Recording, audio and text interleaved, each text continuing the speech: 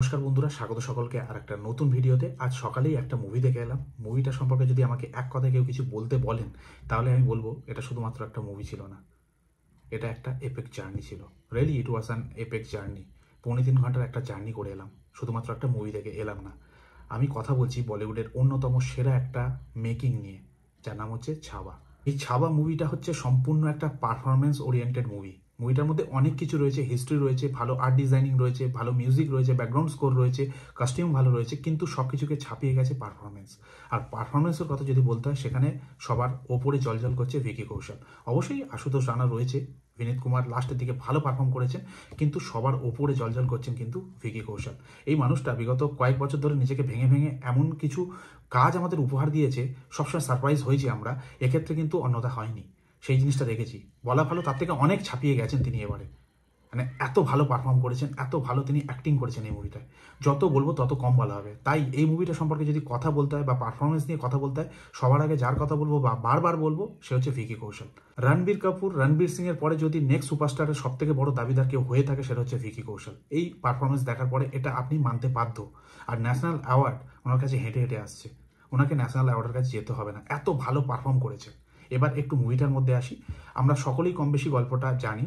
ছত্রপতি শিবাজী মহারাজের বড় ছেলে সম্ভাজি মহারাজ সিংহাসন আরোহণ করেন তার পিতা চলে যাওয়ার পরে, অর্থাৎ শিবাজী মহারাজ চলে যাওয়ার পরে। সম্ভাজি মহারাজের সিংহাসন আরোহণ করার পরে সব থেকে বড় চ্যালেঞ্জ ছিল ঔরঙ্গজেবের বিশাল বাহিনীকে প্রতিহত করা। তার কাছে কিন্তু এত সৈন্য নেই। ক্ষুদ্র সৈন্য নিয়ে তাদের সঙ্গে কিভাবে লড়াই করে, তারপর লাস্টে গিয়ে তিনি ধরা পড়েন, তারপর যে অত্যাচার হয়, সেই ঘটনাটাই এখানে কিন্তু বলা হয়েছে। অসম্ভব সুন্দরভাবে এই মুভিটাকে প্ল্যানিং করা হয়েছে, ডিজাইন করা হয়েছে, গল্প বলা হয়েছে। হ্যাঁ, গল্প বলার মধ্যে বেশ কিছু উইকনেস রয়েছে, সেগুলো আসবো, কিন্তু সব কিছুর ঊর্ধ্বে যে জিনিসটা আমাদের চোখে পড়ে সেগুলো হচ্ছে পারফরমেন্স। পারফরমেন্সের কথা যদি বলতে হয়, ভিকি কৌশলের সঙ্গে সঙ্গে ঔরঙ্গজেবের ক্যারেক্টার অক্ষয় খান্না প্লে করেছেন। অনবদ্য অ্যাক্টিং করেছেন, অনবদ্য কস্টিউম, অনবদ্য ডায়লগ ডেলিভারি। তার স্ক্রিন ডিউরেশন কিন্তু খুব বেশি ছিল না, প্রেজেন্ট বেশিক্ষণ ছিল না। তাকে খুব কম সংখ্যক টাইম আমরা দেখেছি, লাস্টের দিকে বেশিরভাগ ক্ষেত্রে দেখেছি।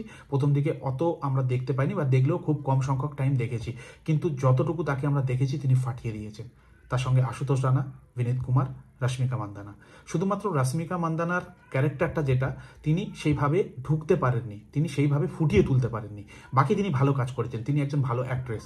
ওভারঅল এদের যা পারফরমেন্স, বাকি যারা রয়েছে তাদের যা পারফরমেন্স, সেটা সব কিছুকে ঢেকে দিয়েছে, এটুকু বলতে পারি। এত ভালো কাজ করেছে। এই মুভিটা শুধু পারফরমেন্সের জন্য দেখবেন, শুধু পারফরমেন্স। বিশেষ করে লাস্ট 40 মিনিট থেকে 35 মিনিট আপনার চোখের পাতা এক করতে পারবেন না, কোনো দিকে তাকাতে পারবেন না। মানে অসম্ভব সুন্দরভাবে লাস্ট যে ক্লাইম্যাক্সটা এখানে দেখানো হয়েছে, অসম্ভব সুন্দরভাবে প্রেজেন্ট করা হয়েছে। আপনি বারবার মানে ভাবতে বাধ্য হবেন বা মনে করবেন দেখে যে আপনি ওই পিরিয়ডটার মধ্যেই রয়েছেন। আর ভিকি কৌশলকে দেখার পরে আপনি এটা ফারাক করতে পারবেন না যে আপনি সম্ভাজি মহারাজকে দেখছেন নাকি ভিকি কৌশলকে দেখছেন। মানে ভিকি কৌশল এত ভালোভাবে ক্যারেক্টারের মধ্যে ঢুকে গেছে। শুধুমাত্র ভিকি কৌশল না, প্রত্যেকটা ক্যারেক্টার। অবশ্যই এই মুভির মধ্যে আরও সমস্ত কিছু জিনিস রয়েছে, যেরকম ভালো কস্টিউম, ভালো সেট ডিজাইন, ভালো ভিএফএক্স রয়েছে কিছু জায়গায়, তাছাড়া ভালো অ্যাকশন সিকোয়েন্স রয়েছে, ব্যাকগ্রাউন্ড স্কোর খুব ভালো রয়েছে, কস্টিউম ডিজাইন খুব ভালো হয়েছে, ডায়লগ খুব ভালো হয়েছে, সমস্ত কিছু রয়েছে। কিন্তু সব কিছুর ঊর্ধ্বে যেটা, সেটা হচ্ছে এদের পারফরমেন্স। এই মুভিটা একদম পারফরমেন্স ওরিয়েন্টেড মুভি। এই মুভিটা পারফরমেন্স এত ভালো হয়েছে বলে আমরা কথা বলছি, সবাই প্রশংসা করছে, কিন্তু আরেকটা জিনিস আপনার নজর কাড়বে, সেটা হচ্ছে এই মুভির প্রেজেন্টেশন, অর্থাৎ মেকিংটা যেভাবে প্রেজেন্ট করা হয়েছে। আর্ট ডিরেকশন থেকে শুরু করে লোকেশন, সেই সময়কাল, ডায়লগ, সমস্ত কিছু নিয়ে ওভারঅল যে মেকিং প্রসেসটা যেভাবে প্রেজেন্ট করা হয়েছে সম্ভাজি মহারাজকে বা সেই টাইম পিরিয়ডটাকে, অবশ্যই ডিরেক্টরের কৃতিত্ব রয়েছে। লক্ষ্মণ উৎকার এই মুভি ডিরেক্টর, তিনি কমেডি মুভি বানিয়েছেন এর আগে, জাস্ট ভাবুন। লুকাছুবির মতো মুভি বানিয়েছে, মিমির মতো মুভি বানিয়েছে। সে হঠাৎ করে এসে এরকম একটা হিস্টোরিক্যাল মুভি বানাচ্ছে। যদি এই ধরনের মুভি সঞ্জয় লীলা বানশালী বানাতো কিংবা আশুতোষ গোয়ারিকার বানাতো, তাহলে নয় মেনে নেওয়া যেত, হ্যাঁ এরকম একটা মাস্টারপিস বানিয়েছেন। কিন্তু যে মানুষটা আগে এই ধরনের কোনো মুভি বানায়নি, হঠাৎ করে এসে এইরকম একটা মানে গল্প নিয়ে, এরকম একটা ক্যারেক্টার নিয়ে, মানে মহান একজন নায়ককে নিয়ে মুভি বানানো, অসম্ভব অসম্ভব ভালো কাজ করেছেন, ভালো প্রেজেন্ট করেছেন জিনিসটাকে। তো অবশ্যই তার কৃতিত্ব রয়েছে। তো মানুষের মধ্যে কি না লুকিয়ে থাকে, সেটা যদি এই লক্ষ্মণ উৎকারকে না দেখতাম বা এই মুভিটাকে না দেখতাম, আমরা বিশ্বাস করতাম না। যথেষ্ট ভালো পোটেন্সিয়াল রয়েছে, সেটা তিনি এই মুভির মাধ্যমে তিনি দেখিয়ে দিয়েছেন তার মধ্যে কি রয়েছে। তো যাই হোক, এই মুভির সমস্ত কিছু ভালো লাগলেও বেশ কিছু দিক একটু খারাপ ছিল বা উইক ছিল। খারাপ আমি বলবো না, এত ভালো মুভিকে খারাপ বলার কোনো জায়গা নেই। একটু উইক লেগেছে, সেটা হচ্ছে এখানে সম্ভাজি মহারাজকে মানে ফোকাস করতে গিয়ে বাকি অনেক ক্যারেক্টারকে এখানে কিন্তু অনেকটা কম ফোকাস করা হয়েছে। তার সঙ্গে এখানে কিন্তু অ্যাগ্রেশন দেখানো হয়েছে, তার অত্যাচারের সময় দেখানো হয়েছে, এখানে অ্যাকশন দেখানো হয়েছে, কিন্তু ড্রামার দিকটা কিন্তু অনেকটা কম, সেই জিনিসটা কিন্তু ফোকাস করা হয়নি। কিছু কিছু ক্ষেত্রে মনে হচ্ছে জাম্প কাট। তো এই জিনিসটা আমার ব্যক্তিগতভাবে ফিল হয়েছে। বাকি অল ওভার মুভি কিন্তু দুর্দান্ত মুভি, নিয়ে আলাদাভাবে কিছু বলার নেই। ভিকি কৌশল তো ফাটিয়ে দিয়েছে, ভিকি কৌশলকে নিয়ে আলাদাভাবে বলার কিছু নেই। তার সঙ্গে আশুতোষ রানা, বাকি সবাই।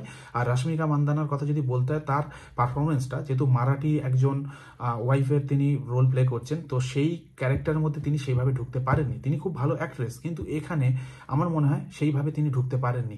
তার অ্যাকসেন্ট একটু জড়তা রয়েছে, মানে সেই ব্যাপারটা নেই। এবার জানি না তার উপর সেই ইনস্ট্রাকশন ছিল কিনা এইভাবে প্রেজেন্ট করার, কিন্তু আমার মনে হয়েছে যে অনেকটা বেশি জড়তা লাগছিল তার অ্যাক্টিংয়ের মধ্যে। কিন্তু তিনি খুব ভালো অ্যাক্ট্রেস। যাই হোক, ওভারঅল মুভিটা খুবই ভালো লেগেছে। বাকি এই জিনিসগুলো আলোচনা করা ছিল, এখানে আলাদাভাবে আমি কিছু বলবো না। এখনো যদি না টিকিট কেটে থাকেন, অবশ্যই মুভিটা গিয়ে দেখুন। অবশ্যই এই মুভিটা হলে দেখারই প্রয়োজন রয়েছে। হলে না দেখলে ফিল করবেন না। ব্যাকগ্রাউন্ড স্কোর, তার সঙ্গে যে লেভেলের ভিজুয়াল, তার সঙ্গে অ্যাক্টিং, মানে ইমোশনের অ্যাক্টিংগুলো লাস্ট 1 ঘন্টা 40 থেকে 1 ঘন্টা 40 মিনিট থেকে 1 ঘন্টা আপনাকে কাঁদিয়ে ছেড়ে দেবে। মানে আপনি নিজের অজান্তে কেঁদে ফেলবেন, মানে এতটা ফিল দিয়েছে। সেটা থিয়েটারেই আপনি ফিল করতে পারবেন। তাই অবশ্যই এই মুভিটা থিয়েটারে গিয়ে দেখুন। আর ভিকি কৌশলকে নতুনভাবে আবিষ্কার করবেন। বিগত কয়েক বছর ধরে তিনি নিজেকে ভেঙে এমন একটা জায়গায় নিয়ে গেছেন, অবশ্যই বড় একজন সুপারস্টারের দাবিদার তিনি। অবশ্যই সেটা হয়ে যাবেন এই মুভিটা সাকসেসের পরেই, এতে আলাদাভাবে বলার কিছু নেই।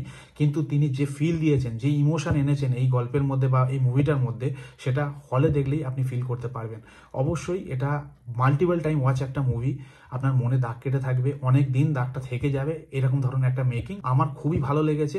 ডাউন দিক বলতে যে কটা দিক আলোচনা করলাম, এটা আমার ব্যক্তিগতভাবে মনে হয়েছে, আর মানে আপনাদের নাও মনে হতে পারে, কিন্তু এটা আমার ব্যক্তিগতভাবে মনে হলো। কিন্তু এই মুভিটা একেবারে মিস করবেন না, মানে হাইলি রেকমেন্ডেড একটা মুভি। আজকের ডেটে দাঁড়িয়ে যদি পারফরমেন্স ওরিয়েন্টেড মুভি দেখতে চান, তার সঙ্গে ভালো কস্টিউম ডিজাইন, ভালো ডায়লগ, ভালো সেট ডিজাইন, ভালো প্রেজেন্টেশন, এই সমস্ত কিছু থাকবে, তাহলে ছাবার থেকে ভালো কিছু অপশন আর হতে পারে না। আর আরেকটা কথা বলে আমি ভিডিওটা শেষ করবো, সেটা হচ্ছে অক্ষয় খান্নাকে আরেকটু বেশি টাইম দেওয়া যেতে পারতো। ঔরঙ্গজেবের যে ওনার অ্যাপিয়ারেন্সটা ছিল না, সেটা দেখার মতন। ডায়লগ ডেলিভারি, তার লুক, সমস্ত কিছু, তার সঙ্গে এক্সপ্রেশন, কথা বলার ধরন, মানে আপনি ফিল করবেন যে হ্যাঁ সত্যি ঔরঙ্গজেবকে আপনি দেখছেন। তো তাকে আরেকটু বেশি টাইম দেওয়ার প্রয়োজন ছিল, যেহেতু মুভিটা অলমোস্ট 3.25 ঘন্টার একটা মুভি, বড় টাইম মানে ডিউরেশন রয়েছে মুভির। তো সেক্ষেত্রে যদি এই জিনিসগুলো একটু খেয়াল রাখা যেহেতু, আমার মনে হয় আরও ভালো হতো, দেখতে আরও ভালো লাগতো। কারণ ঔরঙ্গজেবের তরফ থেকে বেশ কিছু গল্প ছিল, ব্যাক স্টোরি কিছু ছিল, সেই জিনিসগুলো অনেক কিছু মিসিং লেগেছে। যদি সেই জিনিসগুলো এখানে ভালোভাবে এক্সিকিউট করা যেত বা লিঙ্ক করা যেত, তাহলে কিন্তু আরও পরিপূর্ণ হতো গল্পটা। তাও যা হয়েছে অসামান্য, মানে বলিউডের অন্যতম সেরা একটা মেকিং আমি বলতে পারি। তাই দেরি না করে এই মুভিটা অবশ্যই দেখে আসুন। উইকেন্ড রয়েছে, দেখে আসুন। তো এই ছিল এই মুভিটা দেখার পরে আমার ব্যক্তিগত মত। আপনাদের কেমন লাগলো বা কেমন লেগেছে সেটা অবশ্যই কমেন্ট করে জানাতে পারেন। তাই আর ভিডিও বাড়াচ্ছি না, অনেক বড় হয়ে গেছে, খুব বেশি কিছু বলিনি। মুভিটা দেখে আসুন, বলে স্পয়েল করে কোনো লাভ নেই। গল্পটা যদিও বা কমন, বাট তারপরেও বেশি কিছু বলার কোনো প্রয়োজন নেই। তো আপনাদের কেমন লাগলো অবশ্যই দেখে এসে কমেন্ট করে জানাবেন। না দেখলেও আপনি কতটা এক্সাইটেড সেটাও জানাতে পারেন। তো দেখা হচ্ছে পরের ভিডিওতে। ভালো থাকবেন সবাই, বাই বাই।